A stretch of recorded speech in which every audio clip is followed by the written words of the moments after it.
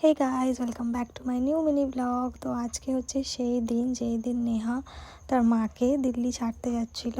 তো আমিও সাথে যাচ্ছিলাম। ওর কাছে দিনটা খুব কষ্টের, কারণ মাকে ছাড়া থাকাটা অনেকটা ডিফিকাল্ট হয়ে যায় সবার কাছেই।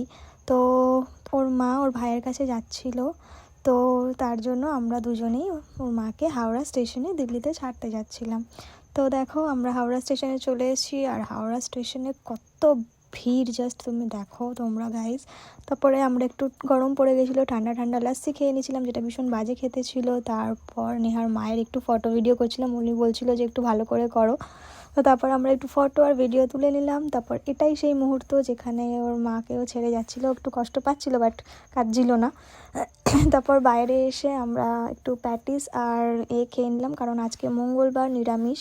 তারপরে দুজনে খেতে খেতে একটু সেলফি নিচ্ছিলাম, তারপর বাসে উঠে বাড়ি